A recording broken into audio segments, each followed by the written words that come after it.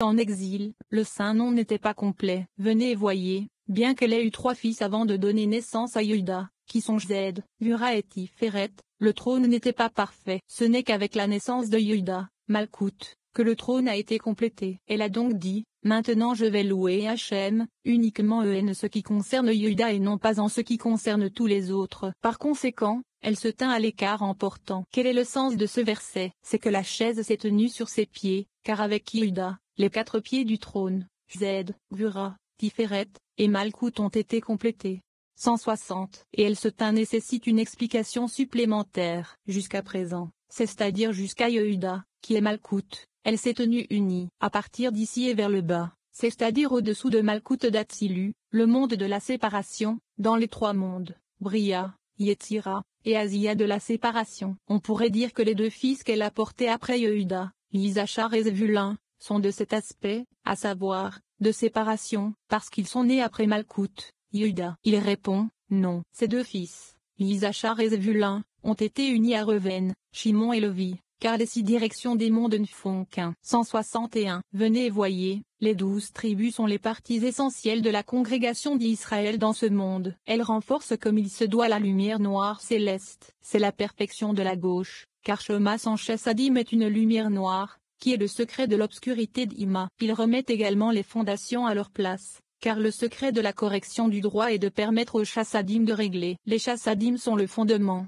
Sans eux, il n'y a pas d'illumination à travers les mondes, car même l'illumination de la gauche est noire et sombre sans eux. Tous les mondes sont identiques. Ce qui est dans le monde supérieur est aussi dans le monde inférieur. Grâce à cela, les 12, le monde inférieur, le Nukva, a été construit selon le monde supérieur. Le Bina. 162. Isachar et Zevulun sont Netzaïod. Maintenant, il y a 6 fils qui représentent les 6 directions du monde. Reuven, Shimon, Lévi, et Yehuda sont Zed, Jevura, Tiferet, et Malkout. Isachar et Zevulun sont Netzaïod. C'est le secret de la perfection de la droite. Les 6 extrémités des chassadim. De même, il y a les 4 fils des servantes, qui sont joints aux 6 extrémités. Les 4 fils sont les 4 articulations qui leur sont rattachées. Les 2 articulations de Zed et Vura et les 2 articulations de Netzaïod. Ils sont la perfection de la gauche. Parce qu'ils étaient liés à la droite, il est écrit, et leurs parties arrière vers l'intérieur Imelachim 7h25,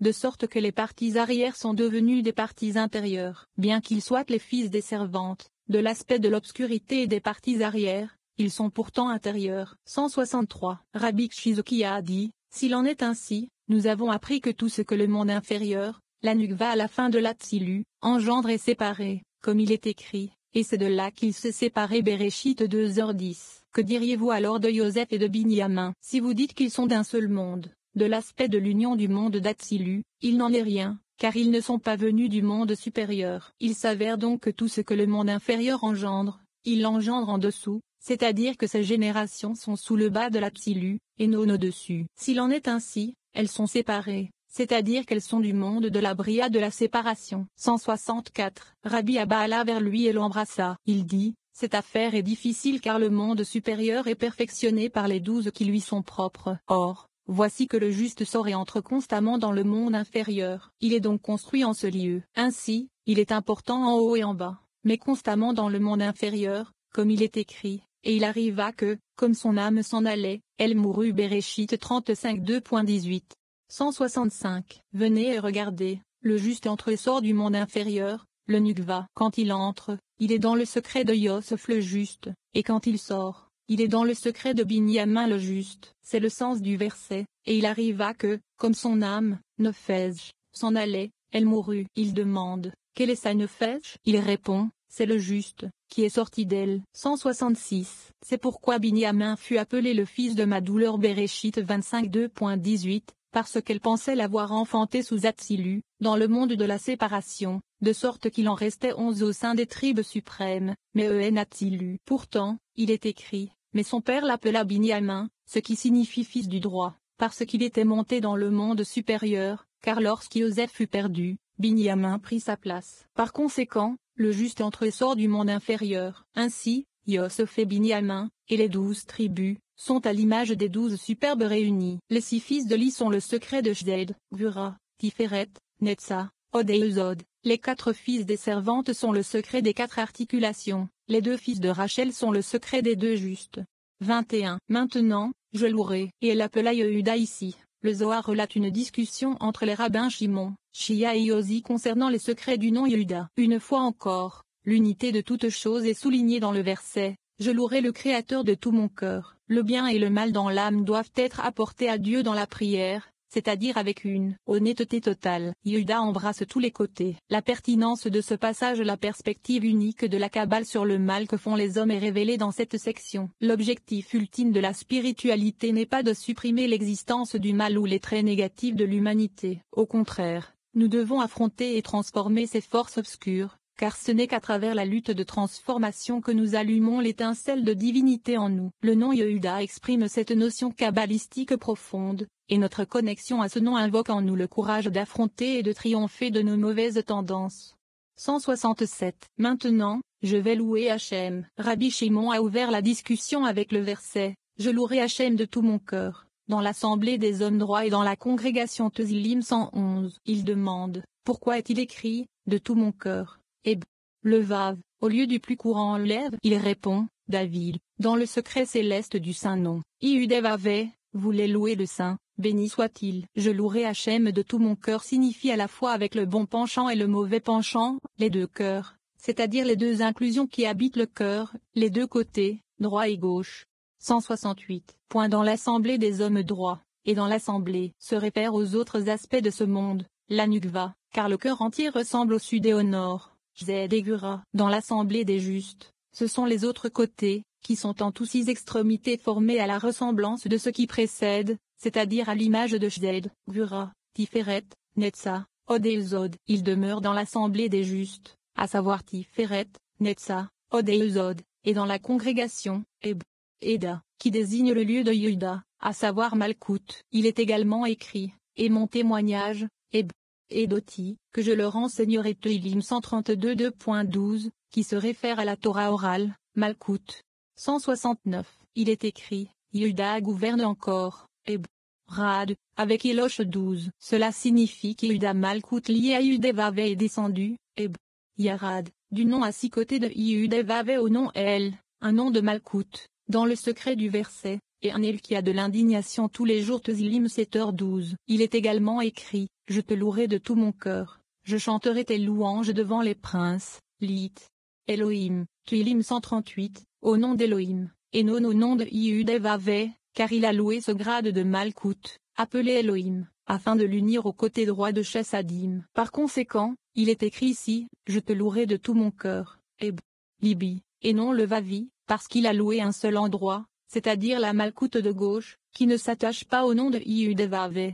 170. Venez et regardez, le nom de Yehuda est attaché de tous côtés. Il est attaché au sud et à l'est car Yehuda vient du côté gauche. Il part du nord et s'attache au sud. De là, il va vers le côté droit, Z, et s'empare du corps, Tiferet, et ainsi il tient tous les côtés. C'est pourquoi il est écrit, maintenant, je louerai Hachem, ce qui indique que cela inclut tous les côtés. Dans la phrase, et elle s'est arrêtée de porter. S'est arrêtée signifie qu'elle s'est tenue fermement, qu'elle s'est tenue correctement, car maintenant qu'elle a donné naissance à 4 fils, Reuven, Shimon, Levi et Yehuda, Zed, Gura, Tiferet et Malkout, le chariot saint tout entier est fixé, qui est Zed, Gura, Tiferet et Malkout.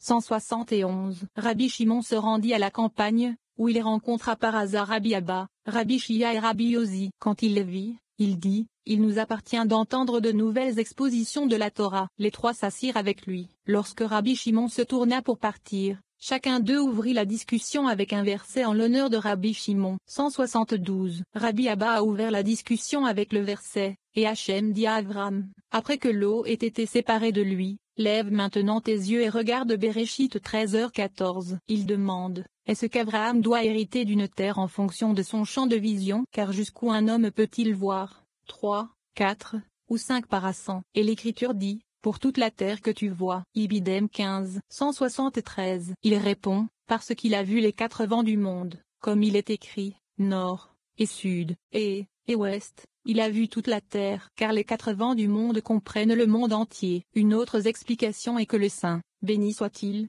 l'a élevé au-dessus de la terre d'Israël, le secret de la Nukva, et lui a montré qu'elle est reliée au vent du monde, le secret de Shoma et Bina, Tiferet et Malkout de Zahir-Anpin, le secret du chariot. Alors il a tout vu. De même, quiconque voit Rabbi Shimon voit le monde entier, car il comprend aussi le monde entier. Il est la joie du haut et du bas. 174. Le rabbin Chia a ouvert la discussion avec le verset, « La terre sur laquelle tu es couché, je te la donnerai, à toi et à ta postérité. » Béréchit 28 2.13. Il demande, est-ce que le saint, béni soit-il, ne lui a promis que cet endroit, à peine 4 ou 5 coudées, et pas plus? Il répond, à ce moment-là, le saint, béni soit-il, a plié toute la terre d'Israël sous lui, de sorte que cet endroit comprenait toute la terre. Si cet endroit comprenait toute la terre, alors Rabbi Shimon, la lampe de toute la terre, est d'une valeur égale à celle du monde entier. 175. Rabbi Ozi a ouvert la discussion avec le verset, « Maintenant je vais louer Hachem. » Il demande, n'était-il pas normal qu'elle loue le saint, béni soit-il, pour chacun des fils qu'elle a portés et pas seulement pour ce fils? Il répond, Yehuda est le 4e fils du trône, étant Malkout, la 4e pièce, et il a complété le trône. Par conséquent, Yehuda seul perfectionne le trône. Il est le pilier qui soutient tous les autres piliers, car il complète le trône. Combien de lumière brille grâce à Rabbi Shimon, qui illumine beaucoup plus le monde avec la Torah, étant le pilier de tous les piliers. 22. Sa pensée était avec Rachel. Yaakov a pensé à Rachel en faisant l'amour avec Léa. Cet acte a coûté à Reuven son patrimoine. Il s'agit d'un passage très important et perspicace qui met en lumière la relation entre la pensée et l'action. La sagesse se lit sur le visage et dans les yeux d'un homme. En revanche, celui qui se livre à une contemplation mauvaise vit dans le mensonge, ou la fausse conscience. Une telle personne n'est pas en mesure de voir le bien quand il arrive. En conséquence,